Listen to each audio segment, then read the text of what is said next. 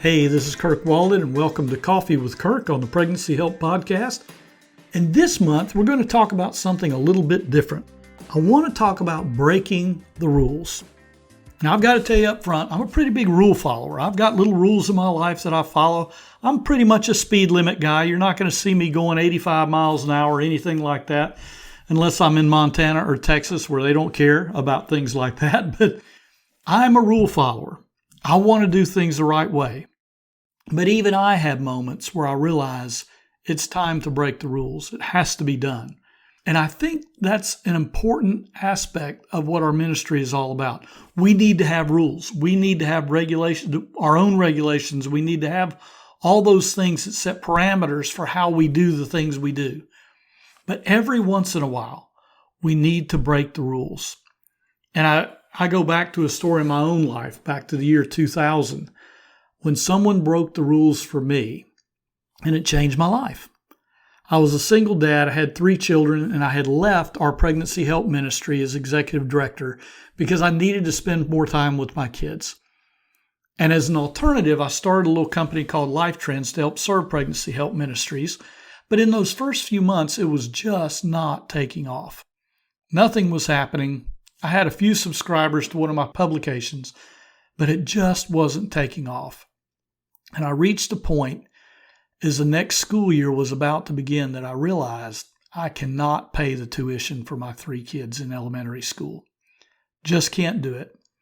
So I had to make a phone call, one of the tougher phone calls I've ever had to make, to the headmaster of the school, a guy who had actually been my 5th grade PE coach, had known me since I was, about 10 years old, which made it even harder. And I had to tell Don that I just can't afford it. I'm going to have to take my kids out and put them in public school. And there's nothing wrong with public school. I've got 2 boys right now who are in public school because we chose to place them there. And we've done the homeschool thing. We've done all of it in our family with 5 children. But this was going to be particularly hard for several reasons. One, my little elementary school kids had made friends, and this was all they knew were these friendships. On top of that, other than church, but on top of that, they had teachers that they had come to know and become friends with and come to really look up to. And I was going to have to change all that, and they were going to have to start over. It's easier for elementary school kids, I know. But this was just particularly tough. And I'm just going to be honest, the biggest one maybe had to be when I had to call someone that I had known for years, Headmaster Don Roberts, and say, I can't afford to do this. That's tough. But I was in a tough spot. But I made the call. But during that call, he just said, Kirk, let me tell you something. Don't worry about the tuition right now. We'll worry about all that later. Right now, you bring those kids to school. Bring them on in. Let's start school and let's see where it goes. And I had no idea what to say. I kind of teared up on the phone, I know. And when school started the next week, I brought them in and things were great. That first day. And then later that first day, he called me just as soon as I got back home. And he said, Kirk, our secretary in the high school is out sick today. Would you mind answering phones? And I said, oh, yeah, I will be happy to answer phones. And that's what I did all day long, turning calls to whomever, talking with students and all that kind of stuff. And all of a sudden, I was a school secretary. The next day, he said, Kirk, our PR person who also does our development department is not going to start until January. So would you mind taking over that role for a few months? And that can kind of tide us over a little bit. You bet I can. I'd done a little bit of fundraising at our pregnancy center, so that's what I did. And I did the PR. I was taking pictures of kindergartners' leaf collections and sending it to the paper and doing all that kind of stuff. Well, a few days later, the board of the school passed a capital campaign, decided we were going to do a $1.5 million capital campaign. And so Don came to me in my new little office there that I was going to have for a few months. He said, look, if you'll run this capital campaign, I can pay you for the rest of the year. And I said, that is great. I will do it. And so next thing you know, I'm running a capital campaign. Through that time, it ended up that I had the job for 6 years until I married Jennifer and moved up to Nashville. I was living in Alabama back then. But I had that job for 6 years. The person who was going to take the job over did not come in January, so I took over that job, continued to run the capital campaign. I learned things in development that I was able to pass along to pregnancy centers through my little Life Trends company that I was starting. And I learned things about capital campaigns that helped me assist pregnancy centers. I learned so much during those 6 years about people, about dealing with tough situations, about dealing with staff and dealing with boards of directors and how we all work together, and in development that I still use today. And all of that started with a phone call that I didn't want to make and a headmaster who was willing to break the rules. Now, the rules were there for good reason. You pay the tuition if you're a parent, because if you don't pay the tuition, we can't pay teachers, custodians, coaches. We can't keep the lights on. We can't keep the building running smoothly. So we have to have rules. But he knew there was a time to break a rule. And I think one of the things that we can learn from this today, I hope I've learned it in my life, is there is a time to break the rules when keeping the rules prevents us from extending the love of Jesus. I was at a point in my life where I desperately needed a little bit of the love of Jesus. I needed a break, and he gave me that break. And I was able to watch that turn into things I could not imagine would still help me today. I probably wouldn't be doing this podcast today if it weren't for the break that one person gave me, because he realized that extending the love of Jesus to a broken man was more important than getting the tuition check for that month. There are times when we need to break the rules. And I will say, rules are in place for a reason. We have principles in place. We have parameters for our jobs that are in place, and they're there for a reason. And we don't just go outside of those because we feel like it. And there needs to be parameters even when we break the rules, but there are times when we have to move outside of the rules. I think about a new executive director who took a job in a southern state and was coming in, and as she was in there, a young client came in with a child, and she could see the client was hungry. The client could not even focus on what was going on because she was so hungry, and it was a bad situation. And this executive director said, I'm going to McDonald's, or she directed somebody on staff, go to McDonald's, get her a meal, and get something for this child as well. And one of the staff members, who I understand why the staff member would do this, but the staff member said, well, we have a rule against that. But we don't feed people. That's not our ministry. And some of you may say, who would ever say that? But you know what? It can happen because we understand maybe too well why the rules are in place. Because I get why the staff member would say this. She would say, you know what? If we start bringing food to anybody who comes in who's a little bit hungry, we're going to have a line out there, and mission creep is going to come in, and we may as well be a food bank. Maybe that's a little over the top, but you can see how we can get there. We need to be real careful. She might have been thinking about just offering people food in off the street. I get it. But at the same time, the executive director looked at this situation, even though she was brand new, and said, nope, we are going to provide food when we're in a situation like this. Let's get her what she needs so that we can get on with, I think she was in parenting classes or something like that. And I think she saw the reason. When the rule prevents us from extending the love of Jesus, maybe we need to break the rule or bend it a little bit, whatever it takes. We don't advocate for breaking a lot of rules, but there are those times. I remember when I had a couple come into our center, kind of the same situation, and they said, do you save lives here? And I said, well, I didn't really know how to answer the question. And she began to talk about how she and her husband were hungry, and they had gotten a ride to our door for whatever reason. They thought we could help with their food situation. And I didn't know what to do. So I called my church, and we got together some groceries, and I took them out to their trailer, found out that the car had broken down. And when I opened their refrigerator with the groceries to help put them in there, they had one They had a can of peanut butter in the fridge for whatever reason and a loaf of bread in the fridge, and that was all they had. That was it. And they were so thankful for their groceries. And I think, we're a pregnancy help ministry. But in this particular situation, it was time to break a rule and get on with helping somebody who needed the love of Jesus at that moment. Wouldn't do it every day because I couldn't leave my office every day, but that one time was a good time to break a rule. Jesus broke the rules. We know that. We know about him and the Sabbath, and it just seemed like every time Jesus healed, it wasn't every time, but it seemed like a lot. It always seemed to be on the Sabbath because the rule is you don't do work on the Sabbath. You can only walk so many feet on the Sabbath or whatever they used as measurements back then. I can't remember my Bible measurements right now off the top of my head.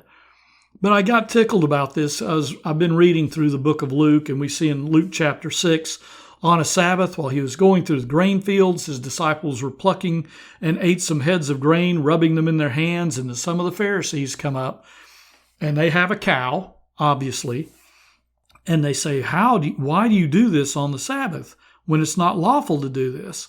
And Jesus begins to talk about David and how his men ate in the temple, and they ate the bread of the presence in the temple because there was a time to break rules, David realized. And Jesus, later on, just a few verses later, he's on another Sabbath, and he enters the synagogue and was teaching, and a man was there whose right hand was withered, and the scribes and the Pharisees watched him to see whether he would heal on the Sabbath so they might find a reason to accuse him. Get this. They wanted to know if he would heal the man, not because they would see a brother in the Jewish faith healed, but because they could accuse Jesus of breaking a rule. Now, in this case, Jesus was head of the rules. He's Lord of the Sabbath, and he made it known throughout his ministry. That's who he was.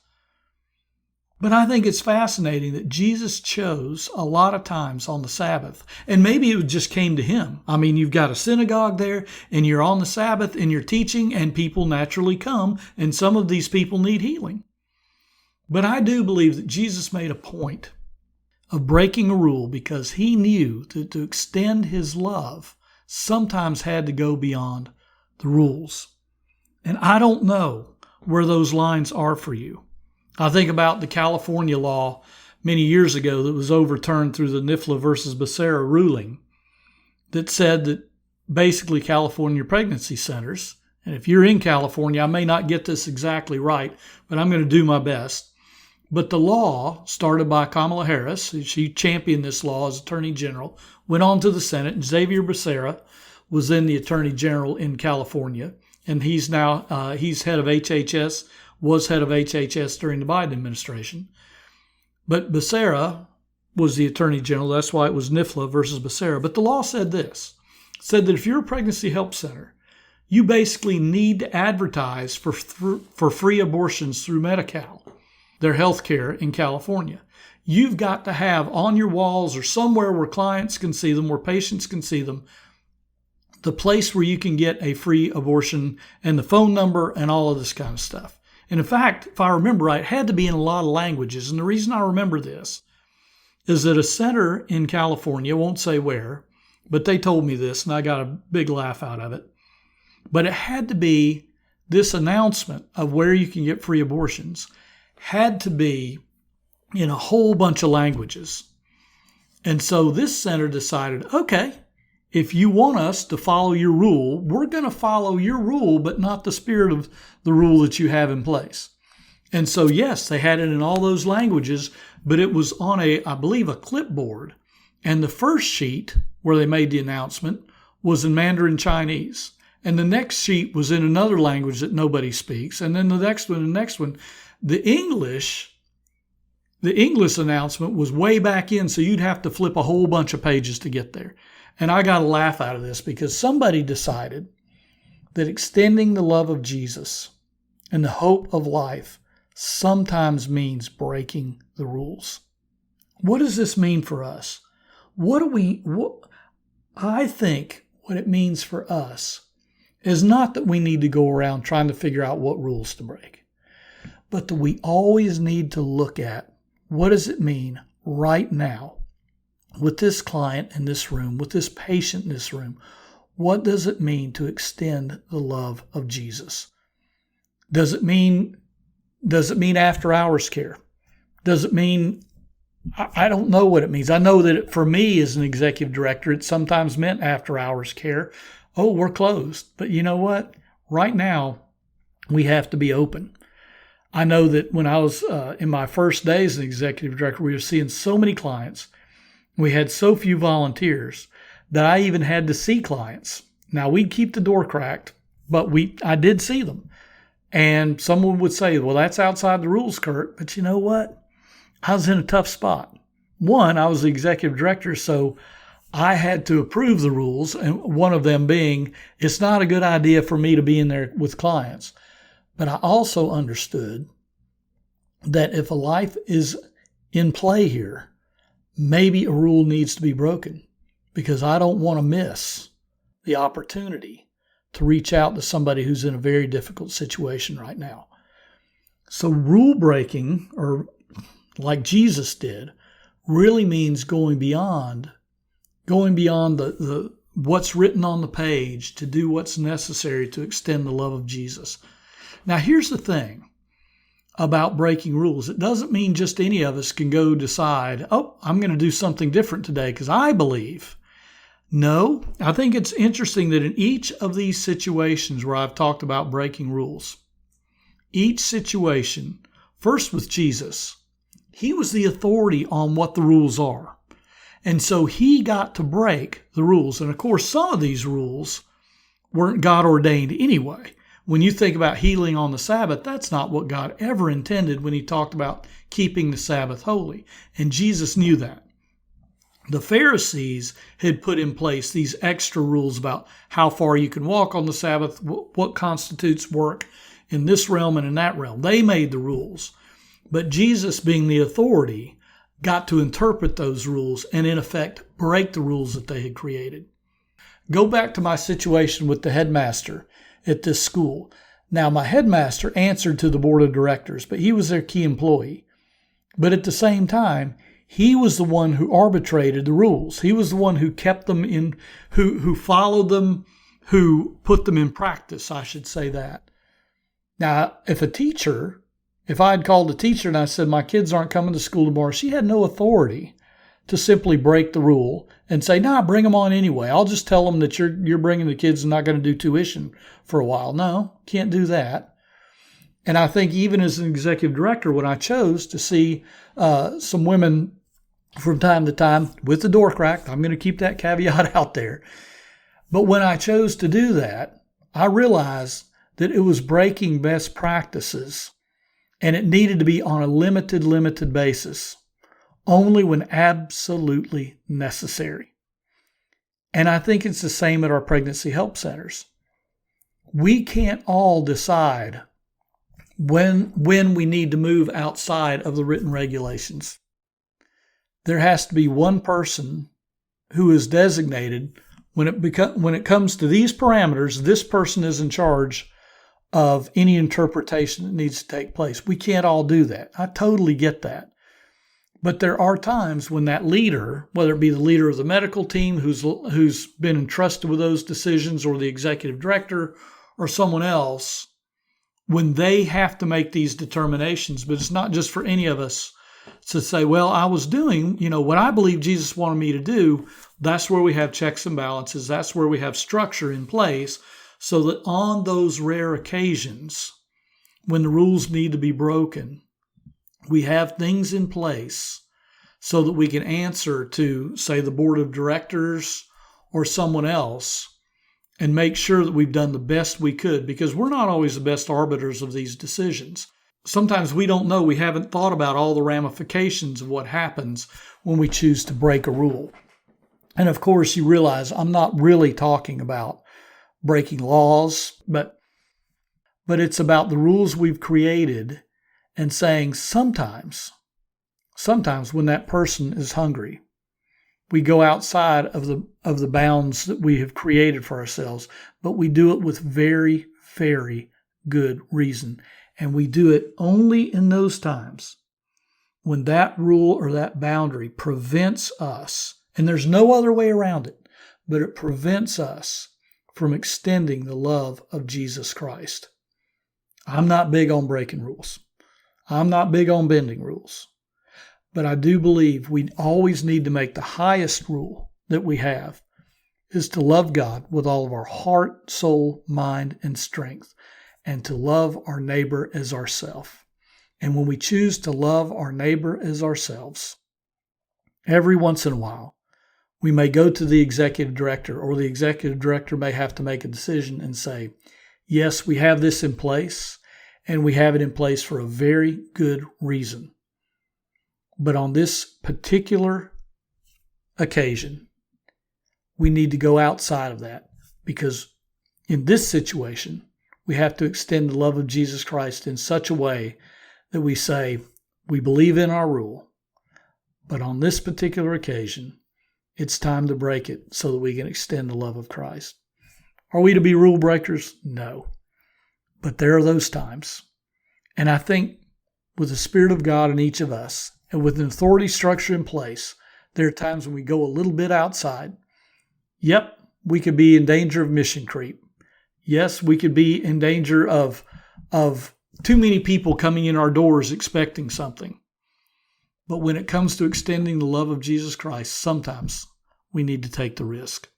So let's go out there and be rule followers, except on those occasions when maybe extending the love of Jesus Christ means we need to move a little outside the lines to do what needs to be done, to reach out to those who are hurting and struggling. So we're not rule breakers, but I thought we'd talk about that today. And I hope you've had a good time. Hope you have a great week. And I hope that your ministry goes forward in the days ahead. Thanks, and we'll talk to you next month.